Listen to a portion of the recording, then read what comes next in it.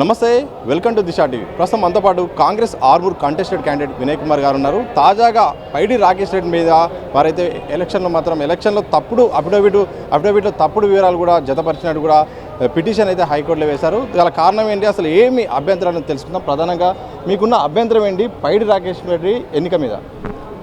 ముఖ్యంగా ప్రతి ఒక్కరం అఫిడవిట్ అనేది క్షుణ్ణంగా ఒక వారం 10 రోజులు దానిపైన కసరత్తు చేసి మనకు సంబంధించిన గవర్నమెంట్ ప్రాపర్టీస్ ఏమున్నాయి, ఏదన్నా ఇన్సూరెన్స్ కానీ లేకపోతే డ్యూస్ కానీ గవర్నమెంట్ కానీ మున్సిపల్ కానీ ఏదన్నా డ్యూస్ ఉన్నామా అనేది అవన్నీ కూడా చూస్తాం. అవన్నీ కూడా ప్రతి ఒక్కరం, మనమే కాదు, ఎంపీటీసీ పోటీ చేసినా సర్పంచ్గా పోటీ చేసినా ఇల్లుకు సంబంధించిన డ్యూస్ కానీ ప్రాపర్టీస్ ఏమైనా ఉంటే డిక్లేర్ చేయడం కానీ అన్నీ చేస్తాం.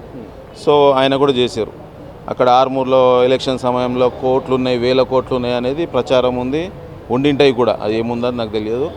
సో మనం ఏం జరిగిందంటే ఎలక్షన్స్ అయిపోయినాక మనం ఇక ఎలక్షన్ అయిపోయినాక ఒకసారి అఫిడవిట్ చూద్దామని చెప్పి చూసినాం.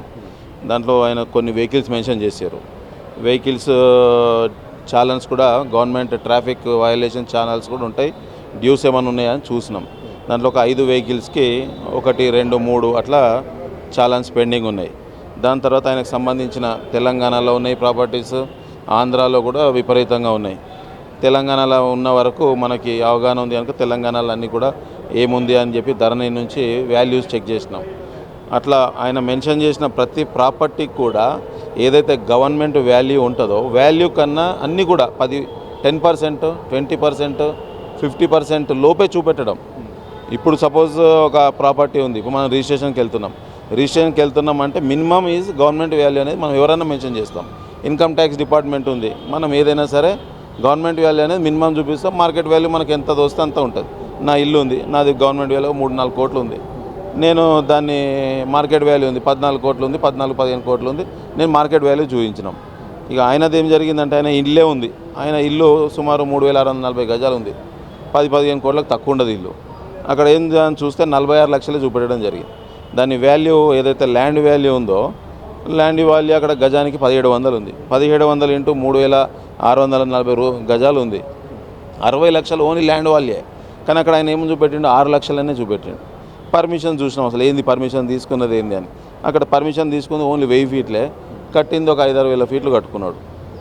అది కాకుండా ఆయనకి ఇక్కడ ఒక రూపాయి వైద్యం అని చెప్పి ఓ సంస్థ ఉంది ఆయనకి. ఇక ఆ వైద్యం ఏందో మరి ఆయనకి తెలియాలా.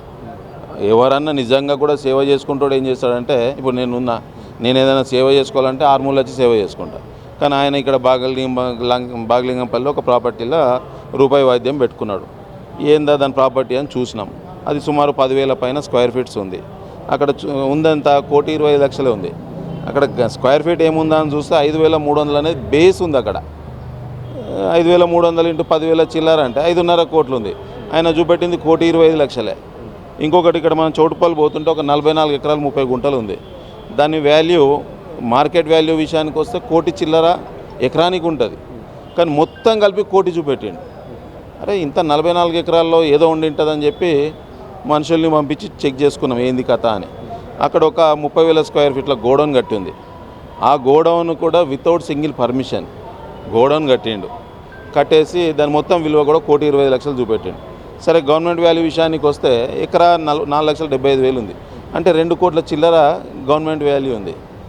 ఆయన ఫ్లాట్స్ కానీ ఏదన్నా ఏ ప్రాపర్టీ చూసినా సరే అన్నీ కూడా లో వాల్యూ చూపెట్టడం జరిగింది. నేనైతే దాన్ని బేస్ చేసుకొని ఏదైతే మనకి December 3 రిజల్ట్ వచ్చింది అక్కడ నుండి 45 రోజుల్లో ఫైల్ చేయాలి. దాని ప్రకారం చాలామంది ఫైల్ చేశారు. ఆ రోజు నేను హైకోర్టులో ఉన్నా, చాలామంది లాస్ట్ డే కనుక చాలామంది ఫైల్ చేశారు. ఫైల్ చేసిన క్రమంలో మొన్న 3 డేస్ బ్యాక్ అది టేబుల్ మీదకి రావడం జరిగింది.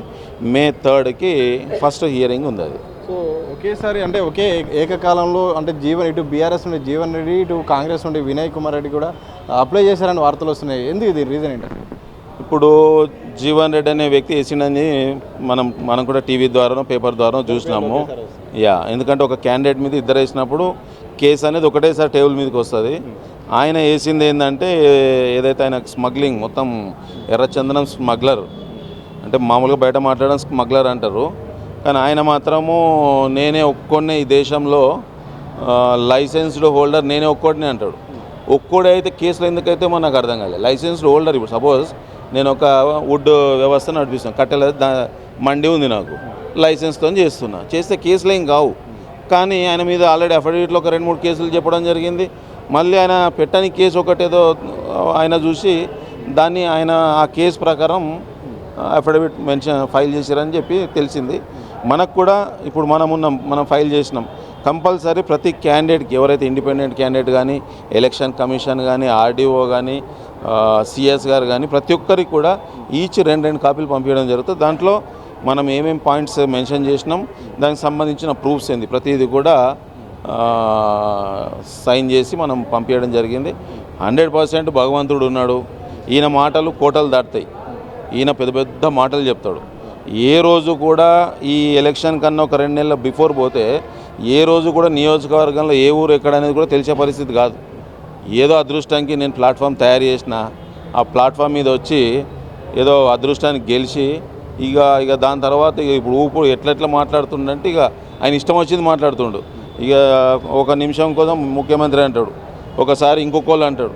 ఆయనకు పేరు కూడా మా దగ్గర ఆర్మూర్ పాల్ అని పెట్టిర్రట. ఆర్మూర్ పాల్ అని అంటే ఆ పాల్ అని ఉన్నారు కదా, ఎవరు ఎప్పుడు మాట్లాడుతుందో తెలియదు.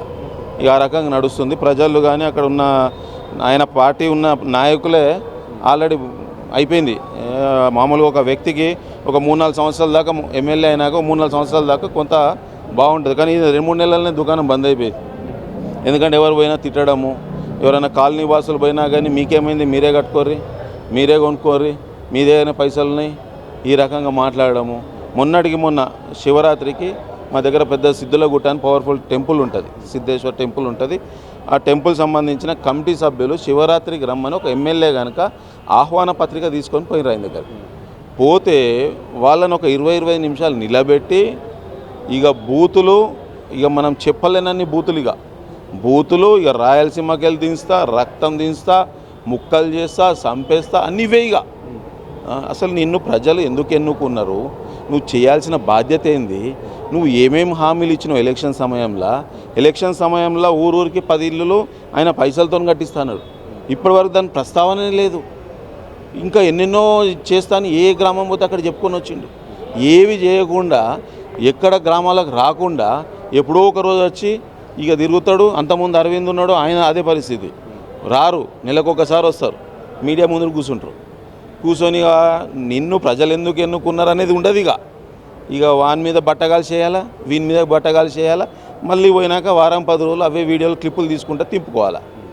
ఏమంటారు బయట ఫైట్ నైట్ ఏదో అంటారు కదా, ఇట్లా 2 క్లిప్పులు పెట్టేసి దాన్ని సోషల్ మీడియాలో మాట తూట అనుకుంటా పెట్టుకొని ఇదే పనిగా వీళ్ళిద్దరూ కూడా ఏం చేసిందేం లేదు.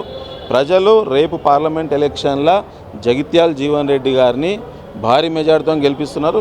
ఆర్మూర్లో కూడా మంచి మెజారిటీ ఇవ్వడానికి ఆర్మూర్ ప్రజలు సిద్ధంగా ఉన్నారు. సో అయితే మీలాంటి వాళ్ళు చాలామంది ఎన్నికల్లో పోటీ చేసి ఓడిపోయిన వాళ్ళు కూడా గెలిచిన అభ్యర్థులపై పిటిషన్లు వేస్తున్నారు. చాలా ఏళ్ల పాటు ఇవి జరుగుతున్నాయి విచారణ. తర్వాత వాళ్ళంటే నెక్స్ట్ ఎలక్షన్లో వచ్చే వరకు జరుగుతుంది. ఈ విషయంలో కూడా అట్నే జరిగే అవకాశం ఉంది. ఆయన మార్పు చేరుకుంటే ఆల్రెడీ సుప్రీంకోర్టు గైడ్లైన్స్ ఉంది. ఏదైనా ఎలక్షన్ రిలేటెడ్ పిటిషన్స్ ఏమున్నాయో ఏది ఉన్నా సరే 6 నెలల్లో క్లియర్ చేయాలని ఉంది. అందుకోసమే ఇవన్నీ కూడా చాలా ఫాస్ట్గా జరుగుతున్నాయి.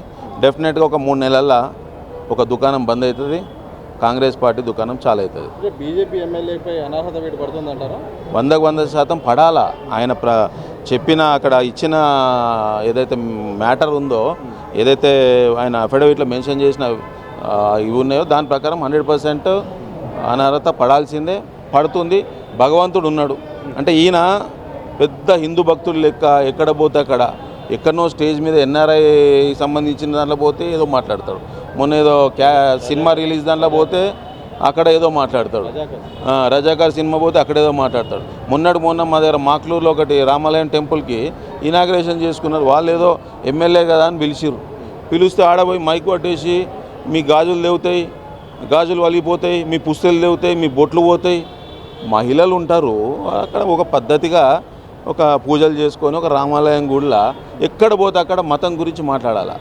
అంతే తప్ప నేనేం చేస్తా, నేను ఏం హామీలు ఇచ్చినా ఏం చేయాలనేది కూడా ఎక్కడ కూడా మాట్లాడేది ఉండదు. ఎవరు పోయినా డైరెక్ట్ చెప్పేస్తున్న అతను ఏం కాదు, అటే బోర్రి ఆడికే బోర్రి ఇడికే బోర్రి అని చెప్పి బయటకు పంపిస్తున్నాడు తప్ప ప్రజలని ఏ కోసనా కూడా ఆయన ఏదైతే ఆయనకి పదవి ఇచ్చారో ఆ పదవిని ప్రజలకు సేవ చేద్దాం అనేది ఎక్కడ కూడా లేదు. Thank you. రైట్. మొత్తంగా ఇది బీజేపీ సంబంధించిన ఆర్మూర్ ఎమ్మెల్యే పైడి రాకేష్ రెడ్డి మాత్రం ఎన్నికల్లో తప్పుడు వివరాలు సమర్పించారు. సో ఎట్టి పరిస్థితుల్లో 3 నుండి 4 నెలల మాత్రం ఆయన పదవి నుండి మాత్రం కోల్పోయే అవకాశం ఉంది. దాంతో పాటు అంటే ఎలక్షన్ ముందు చాలా హామీలు ఇచ్చారు, ఓటర్లకు ఎన్నో హామీలు ఇచ్చారు, మాత్రం ఇప్పుడు మాత్రం ఓటర్లను కావడం లేదు. కొంచెం సోషల్ మీడియాలో మాత్రమే హైలైట్ కావడానికి ప్రెస్ మీట్లలో మాత్రం కనిపిస్తున్నారని కూడా వారు వ్యక్తం చేసిన సందర్భం చూడొచ్చు. కెనపర్సన్ మసవంతో సది దిశా టీవీ హైదరాబాద్.